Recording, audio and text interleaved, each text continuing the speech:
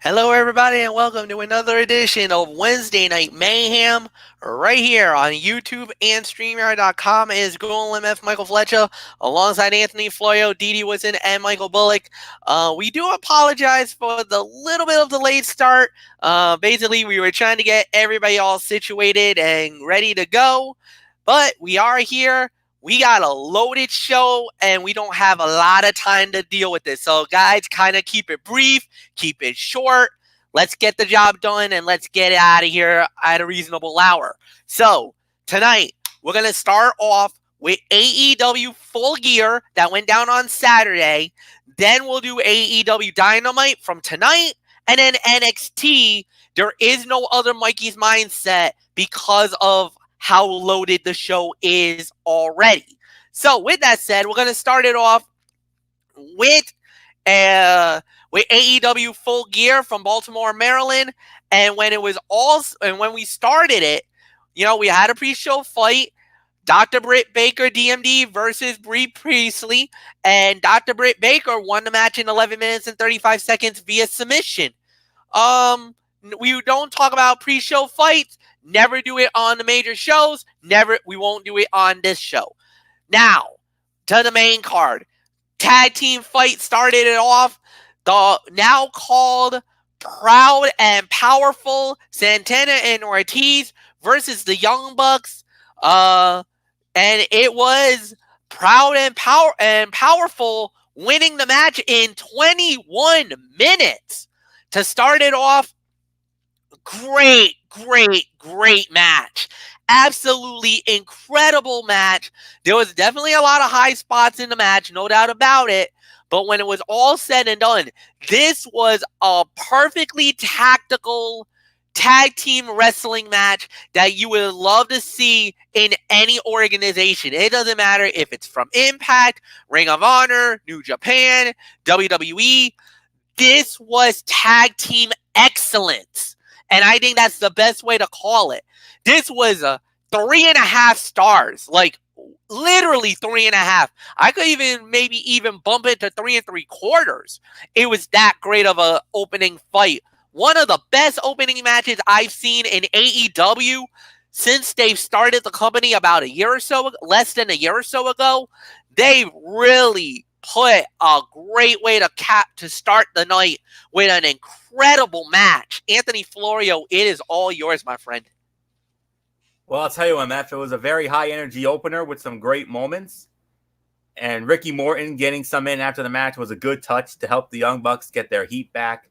Solid 4 stars for me. Great way to start it off. Nothing more to say.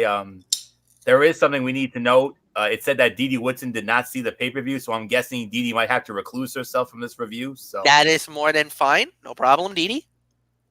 All right. So I'm Matt Bullock, and I will just give you the 3-man weave. So 4 stars for me. Nothing more to say. Bullock, let's go.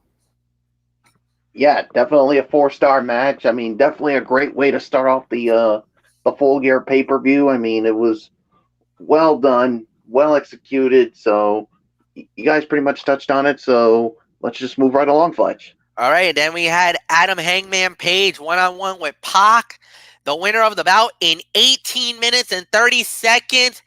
Adam Hangman Page gets the victory. That's Pac's actually first loss in 2019. He's been undefeated this entire year. He just got tripped up by the Hangman. Anthony Florio, go. I think the opening tag match may have taken a lot out of the crowd, so these two had a steep task ahead of them in trying to get the crowd back, and get them hot. Spots such as Pac's brainbuster onto the chair outside helped keep the crowd invested. Honestly, this was a good, hard-fought match, but didn't connect with me as well as the opening tag match. I don't know if it's just Hangman's persona, but he doesn't really connect with me beyond a superficial level. Work was pretty good. Pac's heel work was great. Again, a very good effort from both men, but clearly a small notch down from the opener. 3 3/4 stars. That's my rating for it. Bullock, let's get to Michael Bullock's thoughts. Yeah, I'll give it about 3 3/4 of a star. I mean, I think, like you said, I think the the opener did take a little bit out of the crowd because of how much they were so much into it. So yeah, I mean, but it was still a good match, no doubt about it. So, but I think because of the way the crowd was just so into the opening match, it just did take I mean, a little bit away from it. So, but still, like I said, good match, 3 3/4 of a star. Fletch, it's yours. Partial disagreement, not a big disagreement, just a partial one. 3.5 stars for me.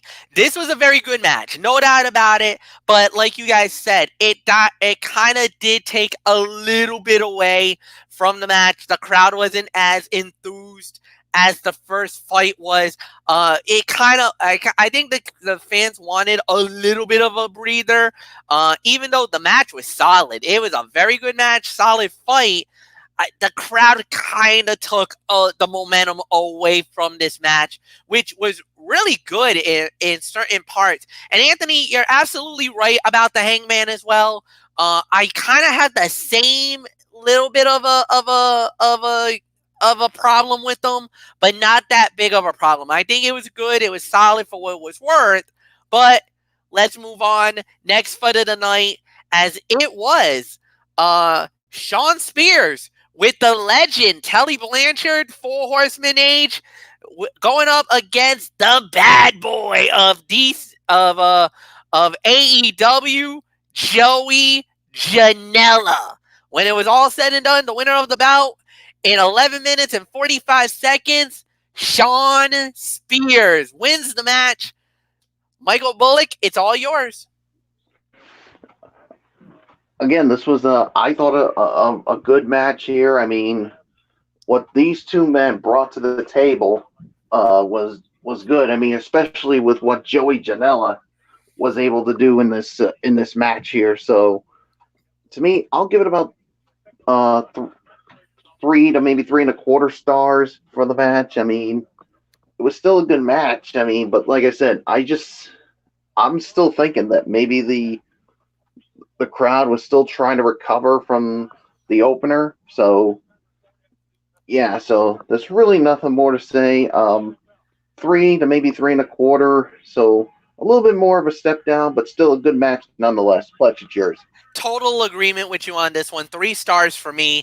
And you're absolutely right, Michael Bullock. This was a little bit of a step down, but the thing is, I think the fans still needed to get that minute to breathe because, like we said, the start of the show with the tag team fight just was so good that you kind of needed to take a little bit of a minute to gather yourself. And I really think that they did it well. I didn't mind it.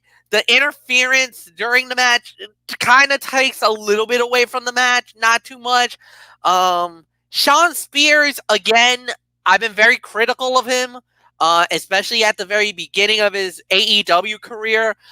He's good. Joey Janela is a bright young talent, and I think we can say it. He was definitely one of those that was very high risk taking. You don't know what he was gonna do, but man alive, did he? Oh man, he took a bad bump towards the end that ended the match, and Joey Janela, he marches to the beat of his own drummer. He referenced to that earlier on Dynamite. So we'll get into that in a little bit. But no, this was a good match. Solid fight. 3 stars for me. Florio, go. Disagree here. It was a 2.5 star for me. It's not because it was bad or anything, but I felt it went a little too long to tell their point. I think they would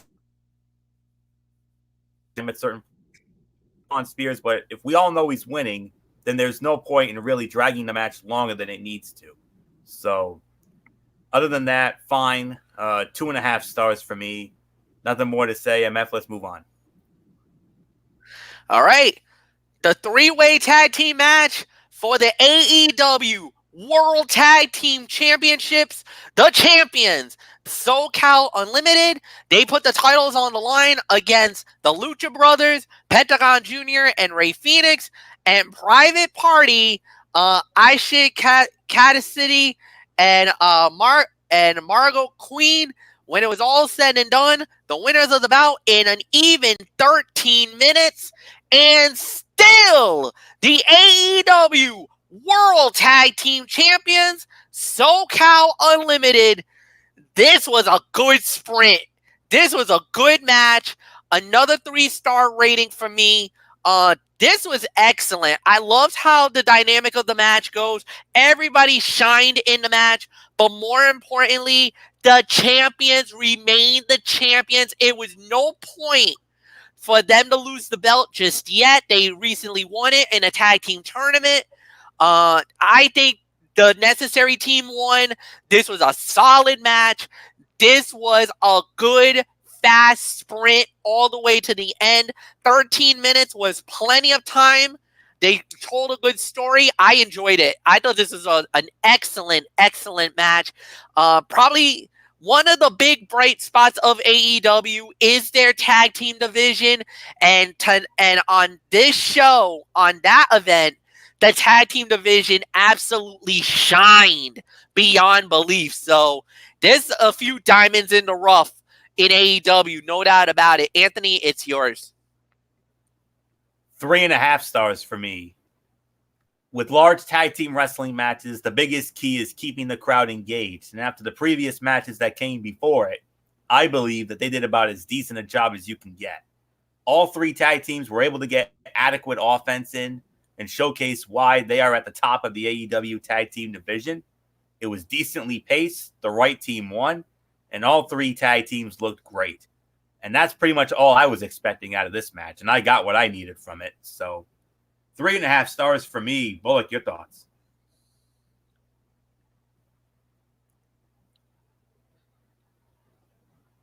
Yeah, I'll give it about 3 to 3.5 stars for the match here. I mean, it was, I mean, like you said, great match, great tag team encounter here. SoCal Limited really, definitely, really impressed me in this. So yeah, there's really nothing more to say. Let's just move on, Fletch.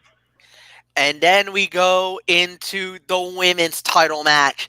It is Rio, the reigning and defending champion, putting the title on the line against Ima Saraka for the AEW Women's World Title. The winner of the bout and still champion Rio successfully defends the title at 13 minutes and 20 seconds. Anthony Florio, she did it again. Yeah, she did. That's my girl. Anywho, 3.5 stars again. This was a good old-fashioned teacher versus student formula, and it was very well done. Riho and Sakura have a very good tendency to bring out the best in each other, and I believe they did so here. That ending sequence, especially, was also very well good, as it really felt like I was watching The Matrix in real life with all those reversals. And it also worked well in the context of how their tag match finished on the go home on Dynamite, as Riho was able to redeem herself. Good stuff here, to be sure. I could probably say this is now the best women's match that I've seen in AEW yet, even though it is still a work in progress. So, well done. 3.5 stars for me again. Bullock, how about it?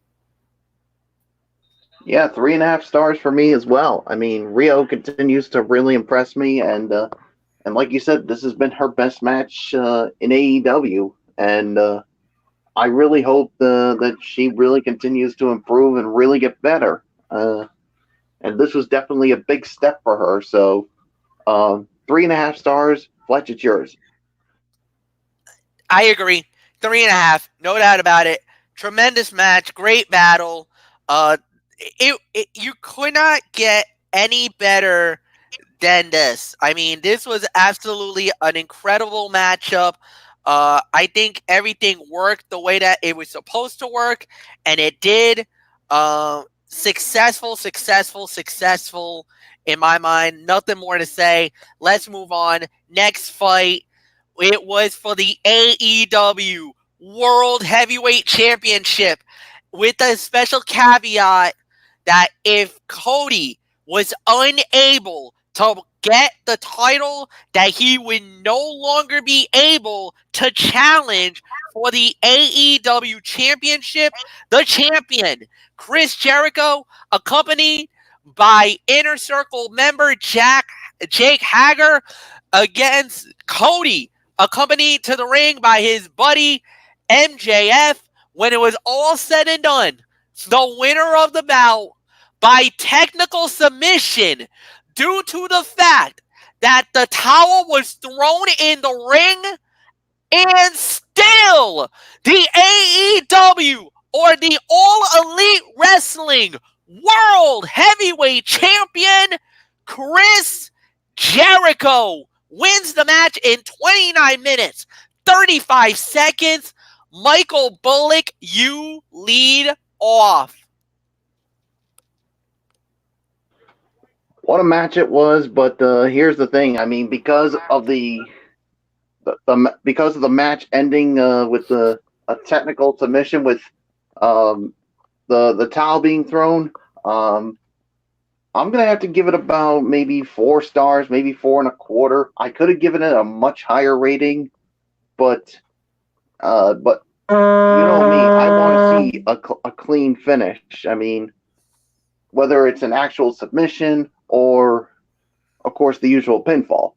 But still, I'm not taking anything away from the match. I mean, this was just freaking awesome. I mean, these two definitely told a story.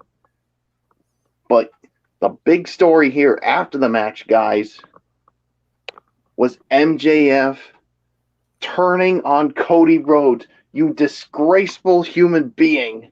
After everything Cody Rhodes did for you, you had to go and low blow a man that was close to you. You despicable human being.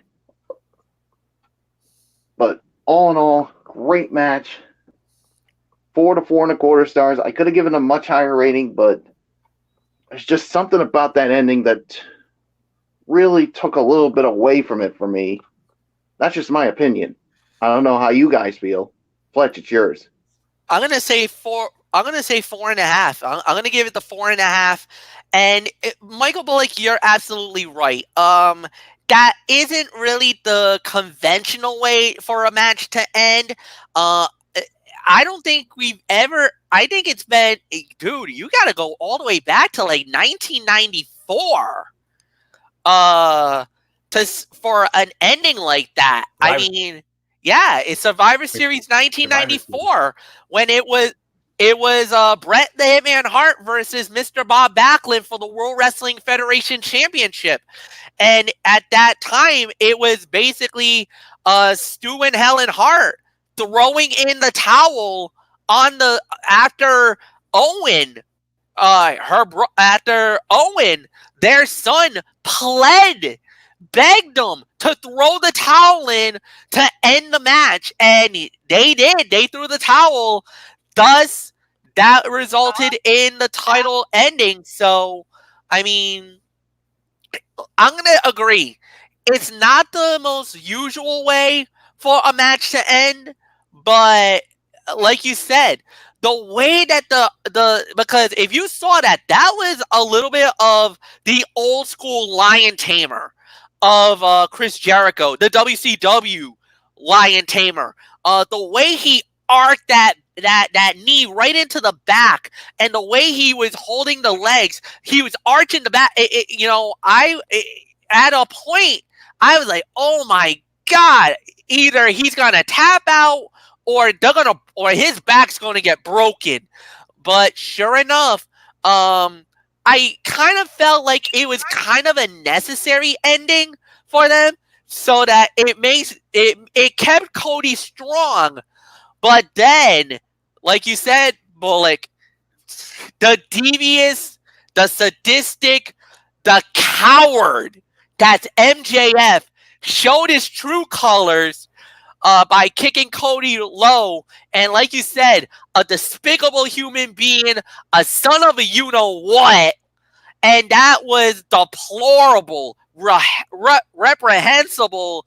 And I was very, very, very disgusted with that display. This would have been my Gorilla Monsoon. I probably would have absolutely gone ballistic if we would have done this commentary wise. Florio would have been all Bobby Heenan or Jesse Ventura, and I would have been absolutely going bonkers, saying how reprehensible his actions are. Nothing more to say. 4.5 stars. Anthony, go. Yeah, definitely an interesting outcome if you ask me. Jericho retaining the title and continuing to be the top dog in AEW at the moment is still a good call. The actual match was extremely well done with good character work from Jericho and Cody showcasing great intensity. I sincerely hope that Cody wasn't too banged up from that dive, though. That looked pretty sloppy. I was very surprised that the entire Inner Circle didn't come out to try to help Jericho. I was sure that with Cody fighting for the title, they were going to throw the entire kitchen sink and have a whole consortium of interference. However, it was just a very good wrestling match with a good amount of near falls and a swerve of a finish.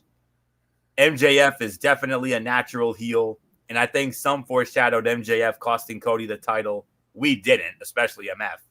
I just hope that he gets decent mic time on the show to explain his actions. Overall, a very entertaining AEW World Title match with less shenanigans than I thought. Color me surprised. So I'm going to give this, I agree with MF. I'm going to give this 4.5 stars. If it wasn't for the finish, I would have been leaning towards the trigger on this, but I just couldn't do it. 4.5. And oh, by the way, Jim Ross on commentary, man. Oh, when MJF turned, he was like, "Oh, you little bastard." Oh, that was freaking awesome. I mean, I would have spot. Come on, JR. That was freaking awesome. I mean, if anybody said that JR still doesn't have it, well, he just proved to you all that he still got it. That's all I can say on that. He's got I'll tell you what, I would have gone a step further saying, "You son of a bitch." Yeah. Yep. I was waiting for that. Yep. And he said, yeah, I'll never forget it. He did he called him a bastard and the whole 9 yards, and he's saying, "I'll be damned." Yeah. And he was like, yeah, and I can't quite remember everything, but then Excalibur chimed in with human garbage. Yeah, so, but JR, man, oh, but that's he's an ultimate slime and an ultimate puke. Yeah, ultimate slime and immortal puke. Yeah, the immortal slime and ultimate puke, a la Sergeant Slaughter. So yeah, you're absolutely right. So 4.5 stars for me, and now MF. There's nothing left for me to say except let's get into, oh, by the way, our match of the year for 2019 as of right now. Spoiler. Unsanctioned lights out match. Jon Moxley versus Kenny Omega. Moxley wins the match. 38 minutes, 45 seconds. All right. I know a lot of people got really upset about this fight. Some people thought that the violence was overboard, that this was too hardcore of a match. Now, I get it, and I agree that it definitely was.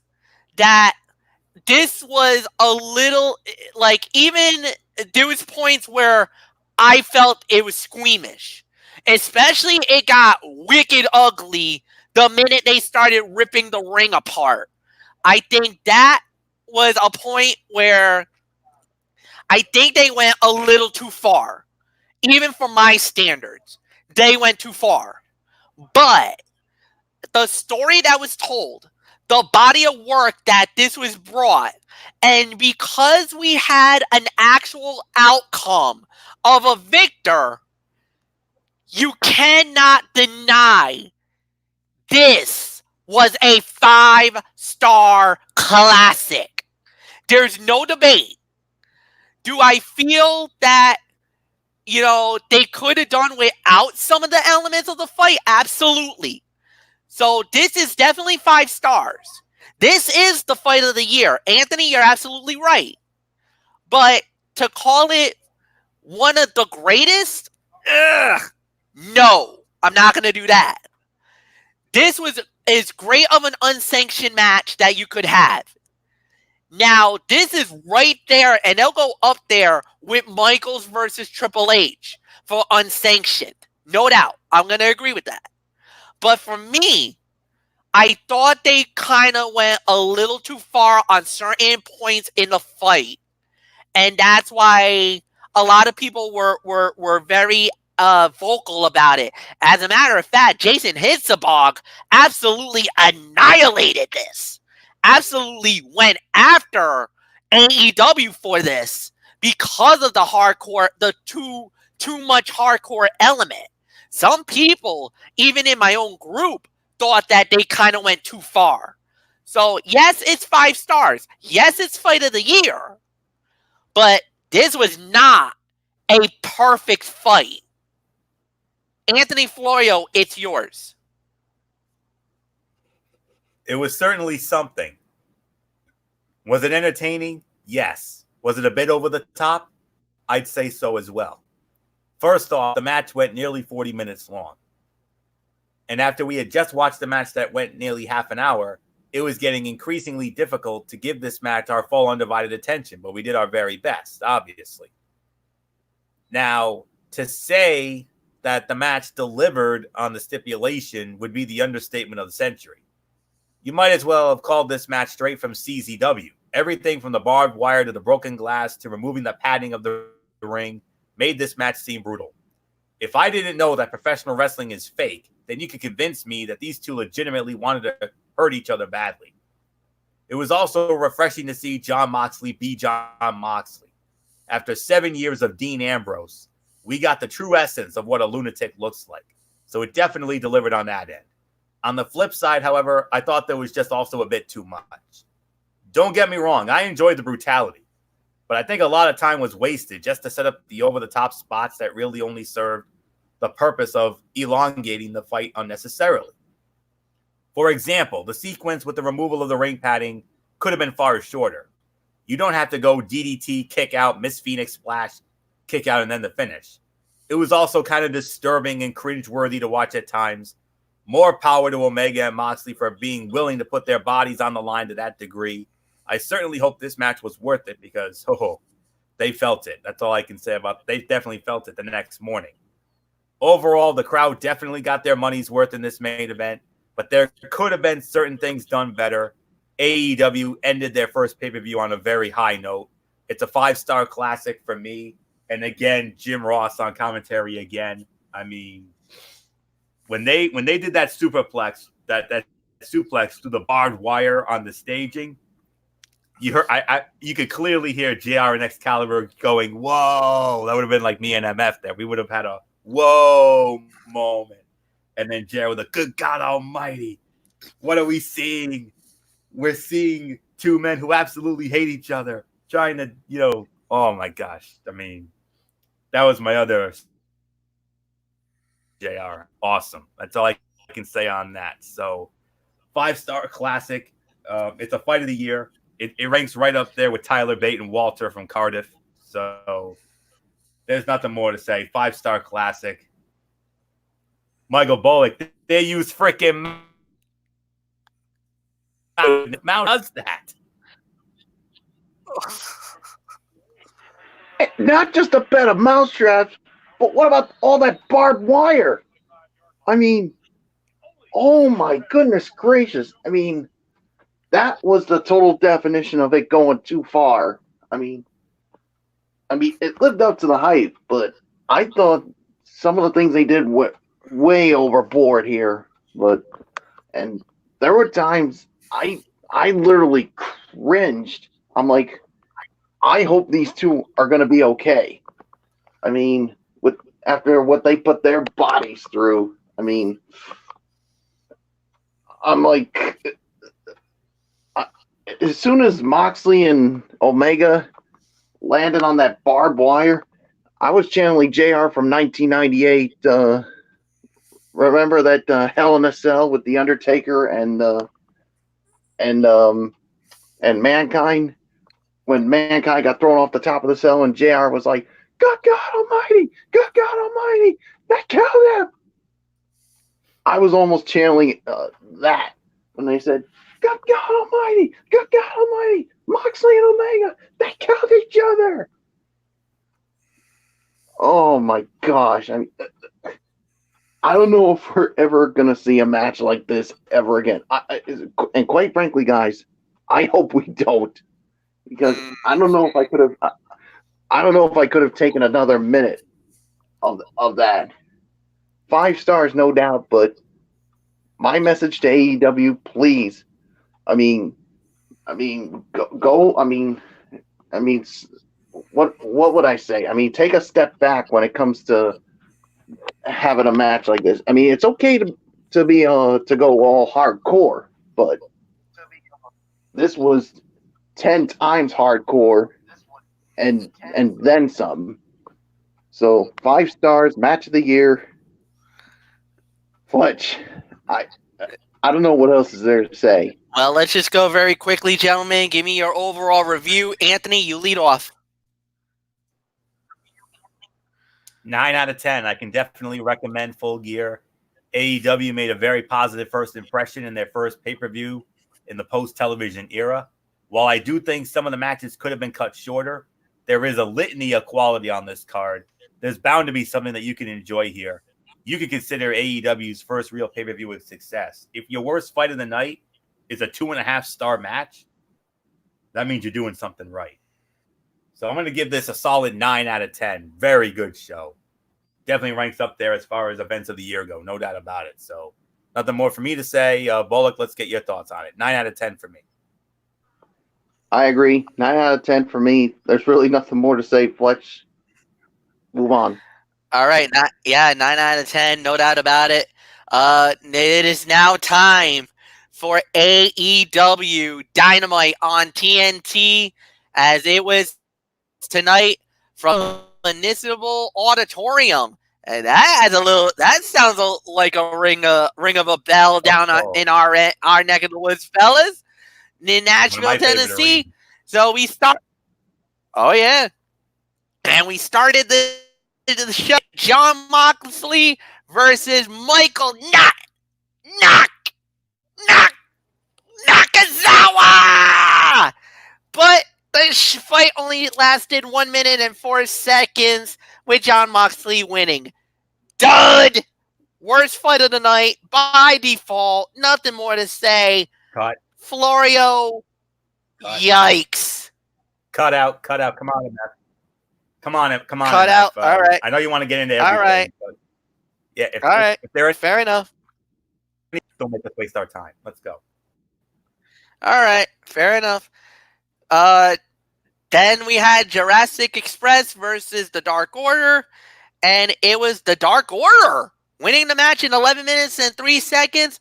This we will get into, and nice win, nice victory for them. They needed it, so I got. I'm gonna give this about 2.5 to 3. Not bad. Well done, Florio. Go. I agree. 2.5 to 3 stars. Solid way to start the show. I'll have more on it in just a moment. Let's get to Bullock. 2.5 to 3. Okay. Yeah, 2.5 to 3 for me. This was definitely a good match. Definitely way better than that opening match. So, yeah, nothing more to say. Fletch, it's yours. Actually, Didi, do you want to jump in now? Give your thoughts. Oh yeah, I'm sorry. We were just so into this 3-man weave with what we saw with Full Gear. So yeah, Didi Woodson, it's yours. No, I didn't watch the pay-per-view, but I read a lot about what happened. So it sounded like it was pretty epic. So hopefully one of these days I'll get to catch it. So yeah, I'll go about 3 stars. It was a good match. Dark Order picking up the rebound, and seeing Jurassic Express completed now. With that return of Luchasaurus. It was a good match. So not much more I'm going to say. It's yours, Fletch. All right, we're gonna go very quickly here, and the next thing we had was a triple threat match, as it was Darby Allin versus Peter Avalon versus Shawn Spears, and Darby Allin wins the match in 3 minutes and 33 seconds. All right, guys, I'm going to leave this open for you guys. Do you want to talk about this match, or do you think that this is a cutout? Move on. Move on. Move on. Nyla Rose versus Danny Jordan. Nyla Rose wins at 1:38. We already know that's an automatic Cut out. All right, so now we have is the promo. This was the promo that started with MJ. Well, it started with Chris Jericho, then it turned into MJF, and all right, so Michael Bullock, give me your thoughts on the promo by Chris Jericho and MJF.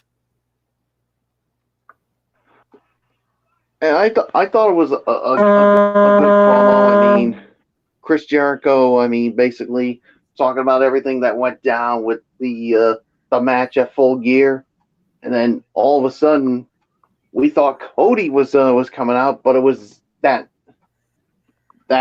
shall we say, Fletch, that despicable human being MJF, and he gave his side, and boy, he went off and then some, basically saying he never liked Cody. He didn't trust him. That Cody only cared about himself, and that it was his time. Well, let me tell you something, MJF. Cody cared about you, but unfortunately, all you care about is yourself, and all the things coming out of your mouth is bull crap.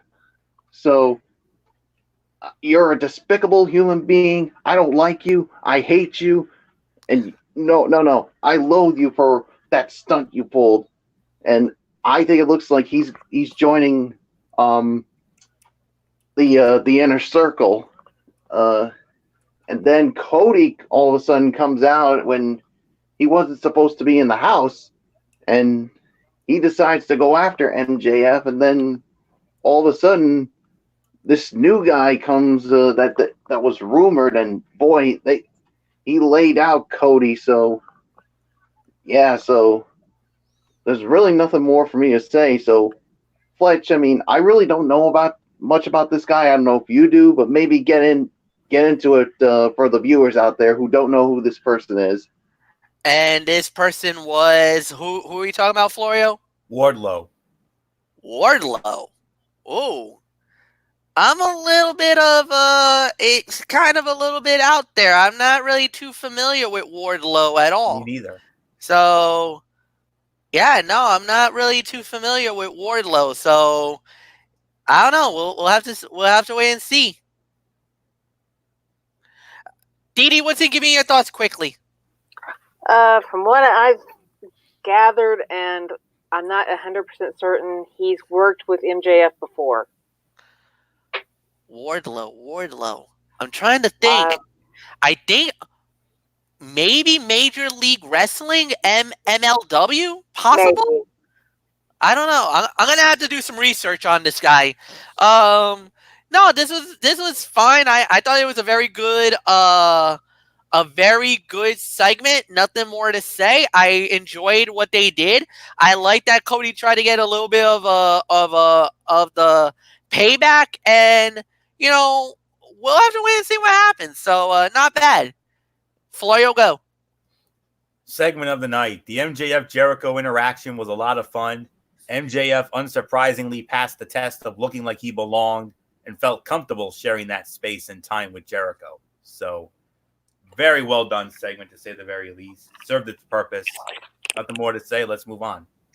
All right. Then it was the rematch, guys, the rubber match. As it was Pac one-on-one versus Hangman Page. Pac gets the win back. 12 minutes and 17 seconds. Dee Woodson, give me your thoughts quickly. Let's see.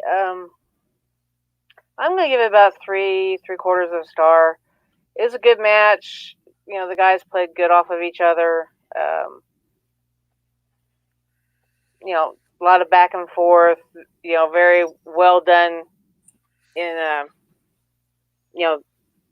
continuing that feud and driving the angle to an end. So yeah, not much more I'm going to say about it. It's yours. All right, guy. All right. I thought it was good. It was solid. It was about a 3-star fight, no doubt about it. And so we're gonna, Florio, it's yours. Yeah, solid three stars. Hopefully this ends the trilogy here. Hopefully we can move on. Both of these men can move on to bigger and better things going forward. So not really much more to say. Solid for what it was. So 3 for me. I agree with MF. So Bullock, your thoughts?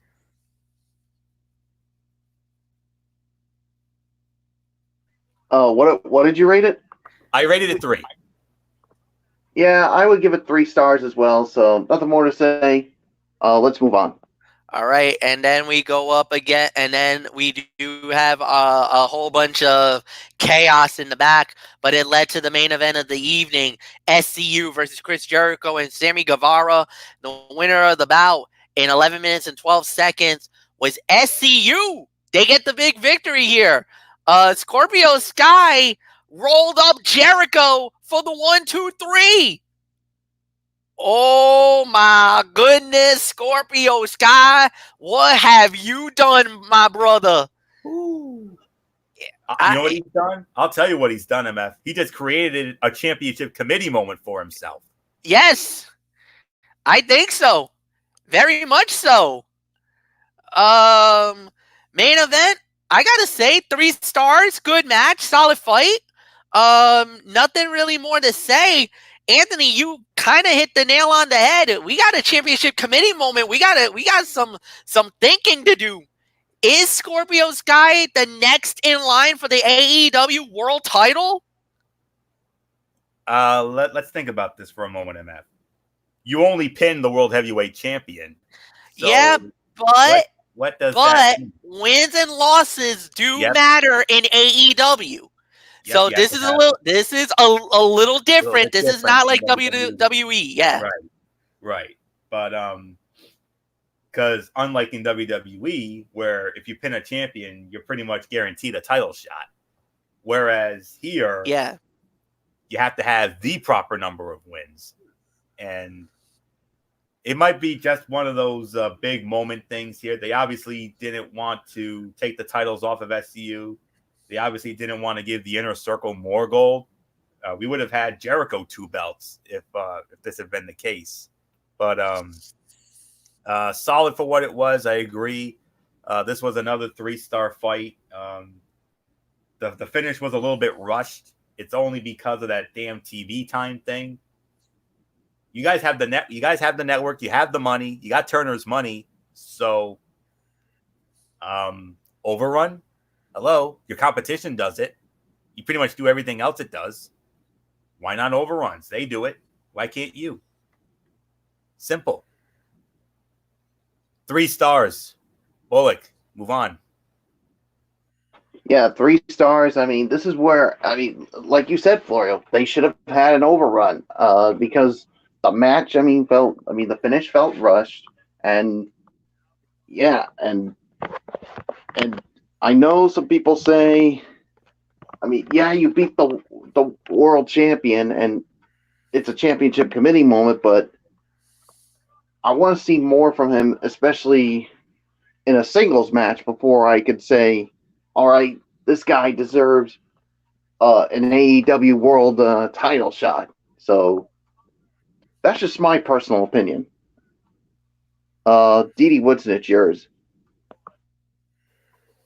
Yeah, I'll agree with the rating. I mean, it was good. Not much more I'm gonna say about it. All right.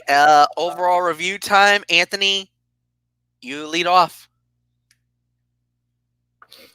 7 out of 10 for me. We had a few good matches here. The MJF promo was well done. Unfortunately, we had a lot of cutouts this evening, which is very unlike AEW. This is not Monday Night Raw. Last time I checked, but no, we did have a good amount of cutouts here. We had about 2 or 3 of them, but the non cutouts all were fine, solid to good. So solid solid follow up from Full Gear. So solid 7 for me. So Bullock, your thoughts? No right or wrong answer. Just give us your thought. Yeah, 7 out of 10 for me. I mean, this was definitely. It was a good show, but as you would like to say, Florio, it was solid, but not overly spectacular because you did have 2 or 3 cutouts in this on the show. I mean, come on, AEW. This is not Monday Night Raw or Friday Night SmackDown where you get 2 or 3 or even more cutouts. I mean, we need it limited to either one or even none at all. So, yeah, 7 out of 10, still a good show, but they need to really limit the cutouts. Dee Woodson, it's yours. Yeah, I'd give it 7 out of 10. I mean, your biggest highlight had to be Jericho's segment. So yeah, not much more I'm going to say about it. Just a lot of cutouts this time. A lot of not really long enough, trying to fit too much stuff in your time frame type show. So yeah, it's yours, Fletch. All right, 7 out of 10, no doubt about it. We're gonna dive right in, and we're gonna go to the next show, which is NXT. We started it off with Lio Rush versus Angel Garza for the NXT Cruiserweight Championship of the World. The winner of the bout in 12 minutes and 56 seconds, and still the Cruiserweight Champion, Lio Rush. What a start to the show. What a match. Unbelievable. Great match. You know what? I'm going to say it. This was NXT TakeOver worthy. That's how good this show was. That's how good this fight started. 3.5 stars for me. Florio, go. 4 stars for me. I agree. I was gonna give it 4.25, but there was that little issue with the finish there. Garza had his foot on the rope, but referee was out of position, but he still counted the 3 anyway.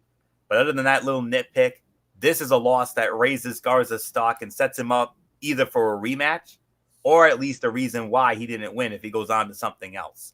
Excellent opener. And as a cruiserweight guy, this was a proud papa moment for me. So really nothing more for me to say on this. Solid 4 stars. One of the fights of the night for sure. Michael Bullock, what a way to jump off NXT right here. Oh, yeah, this was definitely a great way to start off NXT. Now, that's how you start off a show like that. 4 stars. Could have been 4.25, but like you said, with Angel Garza's foot on the ropes and the referee not detecting it, did take a little bit away, but still, it was a really good match, no doubt about it, to start it off. So 4 stars for me. Dee Woodson, it's yours. Yeah, I'll agree. 4 stars. So it's yours, Fletch. All right. Then we have Exa Lee versus Aaliyah. Exa Lee winning the match in 2 minutes and 5 seconds. This was actually a showcase fight is what they called it. So nothing more to say. Developmental match of the night. That's what we're going to say it. Not bad. I mean, it was what it was. It was what it was. Then we had a promo by Finn Balor, and it got interrupted. It got interrupted by a whole bunch of people to get there, and then all of a sudden, it ended up with the bro. Yeah, I think it was Matt Riddle who kind of interfered and jumped. Yeah, Matt Riddle jumped Balor. All hell broke loose. Florio. Whoa. Okay. Some things to take away from we have some things to take away. First things first, it's Xia Li. Just to correct you there, MF. And I'm sending prayers out to Aaliyah, man, because Aaliyah's pretty beautiful face got, oh my God. Yeah, she got there's a photo backstage where she got cut up pretty bad. Very, very Yeah, bad. I saw that picture, and it's not a pretty sight. I mean, that kick that that Lee put on her, oof. Oof. And I'm gonna be honest with you. I think her nose is broken. Yes, and I just want to get this quick personal thing off my chest. To me, when it comes to natural beauty, Aaliyah has the most natural beauty of any woman I've ever seen. And that face, oh gosh, that's oof. Nothing more to say on that. So Getting to this now. Lot to take out of it indeed. Johnny Gargano, as many of you know, Johnny Gargano is injured, and he will not be cleared in time for TakeOver War Games or Survivor Series for that matter. So, and that is the most demoralizing loss for NXT right now. To have the heart and soul of your brand, a man who has given us how many 5-star classics over the last 3 years or so? Agreed. Too many to So count. many. So many. And Bullock, I mean, you're the NXT guy now. I mean, I know you got to be. I know that had to have broken your heart. We'll get to you in a minute. It did break my heart. I mean, I was hoping that he would be a part of TakeOver War Games or even Survivor Series. I mean, men's team. he would have made. And I'll be quite honest, I think he would have been part of Team NXT for that. Most certainly. For that matchup with Team NXT versus Team Raw versus Team SmackDown. But damn you, Finn Balor, for taking that away from us. Yeah, we gotta blame Finn Balor respect for that for him. Yeah, we gotta move on, Bullet. But anyways, yeah, I mean, that's a damn shame. I mean, Raw's team's all set. SmackDown's team's all set, and I know MF's very happy because he got the 2 guys he wanted to be on that team. So there you go, MF. We'll get more into that on Friday, I'm sure. But for right now, what happens here? Matt Riddle comes out, and then the Undisputed Era shows up, and then all of a sudden Keith Lee and Tommaso Ciampa, and then Keith Lee wants a piece of Cole, but Roderick Strong says, you're not going through Cole. If you want to fight, you fight me. So it was a non-title match, and Keith Lee wins the match roughly 20 minutes and 57 seconds or less, depending on when the bell sounded off screen. But Keith Lee picked up the win there. And then after that, Dominik Dijakovic shows up, and Dominik Dijakovic gets added to Team Ciampa. So we got our guys, or do we? But Dijakovic was the likely 4th man here. I called this. It wasn't spelled on TV exactly, but look at the roster and the storyline possibilities made it a sure thing. I'm still not sure that the Undisputed Era needs another War Games match, but hopefully this opposition has some new spots to show us. And, we'll have to wait and see on that. We'll get more into this Riddle and Balor stuff later on. But as far as this match goes, this was 3.5. I can only give it 3.5. I mean, it was a fun match. The distraction finish took a little bit of it away from me. So really nothing more to say. So a lot to make of this. So Gargano's out. So we definitely had MF. I'm gonna bring back one of our old favorite terms, a corporate reshuffle. So nothing more to say. So Bullock, let's get your thoughts on all this craziness. 3.5 for me. Yeah, as far as the promo I thought was really good, and led to all sorts of things, like you said, with Matt Riddle coming out. Then you had the Undisputed Era, and then you had Tommaso Ciampa and Keith Lee, and then it basically leads to that matchup with Keith Lee and Roderick Strong. And yeah, I'll give it about 3.5 stars, and it could have been more, but the finish did take a little bit away. So yeah, nothing more to say. Dee Woodson, it's yours. Yeah, I'd say it was probably about 3.5 stars. It was a very very good match. So, promo was really good. Of course, all hell broke loose. But yeah, good match to put an end note on that promo. So yeah, it's yours, Fletch. All right, yeah, solid fight, no doubt about it. 3 stars, nothing more to say. Then we had Isaiah Swerve Scott versus Bronson Reed. It was Isaiah Scott winning the match in 8 minutes and 37 seconds. I believe, Michael Bullock, you lead off on this. So, Bullock, it's yours. I'm going to give this about 2.5 to 2 3/4 of a star. I mean, this was definitely a good match here, but I mean, I would have loved to see a little more out of this when it comes to these two. But I'll tell you what, that Isaiah Swerve Scott continues to really impress me. And yeah, I mean, there's nothing more to say. Dee Whitson, it's yours. Yeah, I'll give it probably about 3 stars. It was another good match. These guys, they're really good at what they do. They worked really good off of each other. So yeah, not a whole lot I'm going to say about it. So it's yours, what? 3 stars, no doubt about it. Total agreement with what you guys have been saying. Anthony, go. Yeah, solid 3. NXT tends to throw at least one match at us that we cannot predict. I prefer Scott going over here, I guess, but I see good things down the road for both if the main event scene needs depth or if guys get shuffled to other brands. So just a little something to think about here. Solid 3. I agree with the rating. Let's move on. A whole bunch of other promos and whatnot, but it leads us to the main event of the evening. Mia Yim versus Io Shirai in a ladder match. If you grab the briefcase and you obtain it, you get the one-woman advantage in War Games. When it was all said and done, the winner of the bout in 20 minutes even, Io Shirai wins. Shayna Baszler's team gets the one-woman advantage in War Games. Dee Woodson, oh my God. This was definitely a very well done match by the NXT ladies.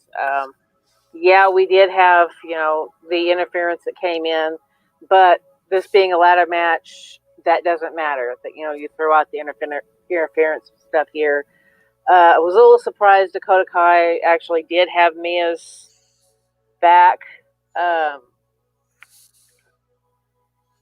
because the speculations all night long was that she was the one that was taking out everyone, but no. Apparently, she really was on Mia's side here. I guess, I don't know. And then you had the NXT Women's Champion come out, and now is the last member of Shayna Baszler's team, and with Io picking up the win. Very very well done match.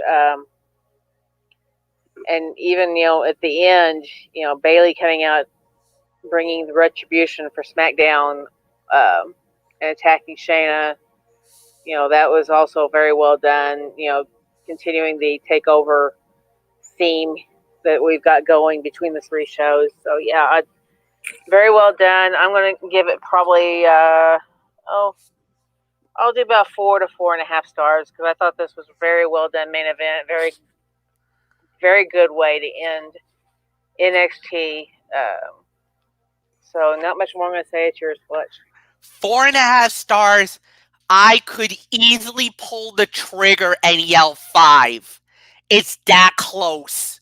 It is so close for me to pull the trigger and yell 5 stars, but they made an argument for 5. There's a very good argument for 5. This was absolutely unbelievable match. Mauro Ranallo said it. This was a blood and guts battle, and they both wanted this match. They both were working hard. Yes, Mia Yim was cut, bleeding in the match. This was, I'm going to say it, this is NXT's Women's Fight of the Year. I'm calling it now. This was, without a doubt, the best women's match in NXT for 2019. I don't think you're going to find anything better than this unless War Games absolutely just destroys everything. But this is my fight of the year for the women, for NXT. You cannot do any better than Io Shirai versus Mia Yim in the ladder match for the one-woman advantage. 20 minutes long. If this would have gone maybe an extra 5 to 10, this would have gotten the 5-star classic realm, but it comes pretty damn close to 5 stars. This was without a doubt an amazing main event and an incredible way to close the show tonight. Anthony Florio, go. 4.5 stars, absolutely. But given how obvious everything was, we should have expected a swerve. Dakota Kai is obviously born to be a babyface, but the lack of an obvious heel to slide into the War Games match made it seem like a lock. The match itself was amazing.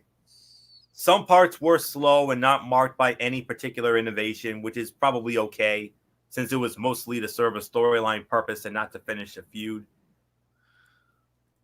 It's somewhat predictable, though, because almost every War Games match I've seen, the heel team almost always has the advantage. I can't remember one instance where a baby every War Games, the heels have always had the 1-man advantage. I don't think there's ever been a time where the face has ever won either a coin toss or even got the person advantage. No, go back to the NWA days at those old Great American Bash tours in the 80s. When they used to play at the Orange Bowl in Miami. Hella fun matches, by the way. All those War Games matches at Fall Brawl. I mean, and nowadays with this. So that's all there is to say on that. That's my only little knock. But we have a new addition to the Shayna Baszler team. I thought for sure it was going to be Dakota, but no. Kaylee Ray, the NXT UK Women's Champion. And someone that I know MF knows very well. Oh, Kaylee freaking Ray from ICW? Oh, I know this girl's body of work. She is a dynamo. Oh, get ready, guys. Get freaking ready. Drop that JR now. This one. I mean, Kaylee Ray is one of the most prestigious champions in all of wrestling. She was a multi-time ICW Women's Champion in Scotland. She is, without a doubt, one of the most beautiful but very devilish and evil women very beautiful. You do not want to mess with at all. Dangerous woman. She's in the same mold of a Toni Storm. She has that kind of look and that attitude about her, guys. So get ready. Kaylee freaking Ray is now on Team Baszler. Dude, that's a huge upgrade for Baszler's squad. You thought Baszler's squad was dangerous. Now, you add Kaylee Ray to the mix, they are insurmountable. I think they could win the War Games. That's how good she is. Very much so. I mean, you got Baszler, you got Belair, you got Shirai, and Ray. Good luck to Team Ripley. Rhea Ripley, Mia Yim, Candice LeRae, and Tegan Knox. Yeah, they're gonna have an uphill battle on their hands come Chicago on the 23rd. So, but that's vintage MF right there, dropping that 96, 97 JR knowledge on us. I mean, that just made my night. So, well done. So, 4.5 stars. I agree on the match. It is the women's NXT match of the year to this point, although I'm still right around that edge for that Shirai and LeRae match from Toronto, but it's between the two. But I'm going to be honest with you, MF. The War Games match, barring any nonsense, this women's War Games match has the makings of an all-time instant classic. That's all there is to say on that, based on all the bodies of work. So, enough said. Michael Bullock, how do you follow this? I don't know how you follow that, but yeah, I do agree. 4.5 stars. I could have given it a full 5, but the ending I just did not like the ending. But man, Kaylee Ray added to the Team Baszler. I mean, with who they have on that team, yeah, Team Ripley could be in for an uphill battle at War Games. I mean, yeah, Kaylee Ray is definitely as tough as they come. So, but then of course, after all the celebration, Shayna Baszler gets attacked by Bayley. Damn you, Bayley! I mean, I've already freaking hate you already, but now I hate you even more because you had to invade NXT and attack our NXT Women's Champion. And oh, by the way, go ahead, laugh all you want, Fletch, but I'm going to say this right now. Shayna Baszler's getting the last laugh at Survivor Series, so take that. Go, Dee Woodson. Dee let off. Yeah, Dee let off. So we're gonna go right into the overall review. All right, and actually, I want to give a big shout out. I've forgotten about you as well, because NXT is going to go after Raw as well. All right, so you know what? I actually got this. This was actually from a loyal fan who actually posted this earlier. Can you guys see that on your screen as well? Yes. All right, so I guess the question is, who had the better wrestling show tonight? I'm gonna say it. NXT wins. I got to give this to NXT. I think they won the battle. The main event alone actually puts it over the top. Anthony, can you pronounce that? Is it Little Fette? It's Little Fettuccine 69. All right. Little Fettuccine 69. All right. Well, Lil Fettuccine 69, thank you for dropping that. And, greatly appreciate it. And, hey, if you ever have questions, please leave them in the comments. And if we do get a chance, we will answer them for you guys during the show. So, thank you, Lil Fettuccine 69. Greatly appreciated. And to answer your question, NXT wins. I give this show an 8.5 out of 10. I thought this was a very good show. The main event alone, almost a near 5-star classic. There was maybe 1 or 2 cutouts more than AEW. I got to give NXT the win on this one, guys. I don't think there's any doubt in my mind. Anthony, go. Absolutely. This was an 8.5 out of 10 for me as well. I mean, this was a very well done show. Far better than AEW. It was bookended by 2 incredible matches. This women's ladder match main event, and then the opening cruiserweight match with Rush and Garza. Those 2 matches were amazing. Well done. Let's not forget the great match with Keith Lee and Roderick Strong, and the developments from tonight. The NXT involvement in Survivor Series absolutely makes sense. But at the same time, it has to happen at the build for War Games. I mean, the amount of time spent on War Games in comparison to Survivor Series definitely makes this feel tacked on and not the plan from the beginning. But the War Games setup tonight was very strong and had a genuine surprise with the women and with Riddle sliding out, because now it was announced that Finn Balor and Matt Riddle are going to go one-on-one. So Riddle's now out of Team Ciampa. So we're going to have to really look into this now, especially with only 1 week left to build, with next week being the go-home show for Survivor Series. So you got Ciampa, you got Lee, and Dijakovic. We need one more because Riddle's out. He's fighting Balor. So, and it's obvious that he's taking Gargano's place. So, which I think is a great fit. The odd person out again is Dakota Kai, and as a huge fan, I'm disappointed that she was really no more than a red herring as this match came together. But, we got the invasion, although it was very brief, by SmackDown Women's Champion Bayley, to the delight of MF. For getting one for SmackDown, just like the OC did last week for Raw. So, but I think next week they're going to pull out all the stops. If you thought tonight was crazy, just wait until next week for the go-home show. Oh, boy.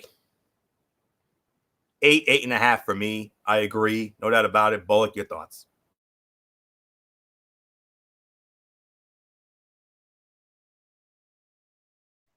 Yeah, 8.5 out of 10 for me. I mean, NXT definitely won the night, so you guys pretty much touched on everything. So, Dee Woodson, wrap it up. Yeah, I go 8.5 to almost 9. I mean, it was a very well done show. Definitely bookend. Definitely a lot more storyline, a lot more entertaining, I would say, coming out of NXT and leading up to these pay-per-views compared to the show we got from AEW, where we're just coming off of a pay-per-view, and they just, like I said, they just seem to have rushed it. So not much more I'm going to say about it. Fletch, let's put the bow on. All right, so we are actually done for the night. Again, Little Fettuccine 69, thank you for your question, and like I said, greatly appreciated. Anthony Foyo, come on in, my friend. Right on cue. Hit us with the future content for tomorrow night. Tomorrow night, week 12 of Strictly Sports College Football Thursday, and friends, we are loaded. We have so many incredible games to look forward to. Indiana against Penn State, Wisconsin against Nebraska, Michigan State against Michigan, the Navy against Notre Dame, Wake Forest against Clemson, Georgia and Auburn. Oh, there's more. Texas against Iowa State, Minnesota against Iowa, and the headliner for me, Oklahoma and Baylor. And that's the ABC Saturday night game of the week. So get ready for that. That and a whole lot more. So hopefully we can go, like we did tonight on a little more on the rapid fire end. So that's all tomorrow night at 10:30 for Strictly Sports College Football Thursday Week 12 edition. I can't wait. I'm very excited to get into all those games. MF and I, along with Bullock, if he should be on, me and MF, we're going to bring the Fowler and Herbie big time tomorrow. So nothing more to say. MF, let's put a bow on it. All right. Thank you very much. Thank you, Didi Woodson. Thank you, Anthony Fleo. Thank you, Michael Bullock. And thank you all for the show tonight. And, well, until then, you guys know the routine. Like the video, leave a comment at the bottom, share with all your friends on all social media platforms as always. Thank you so much. Have a good night, everybody. So long for now. And until then, for all of us here for Wednesday Night Mayhem, we are out.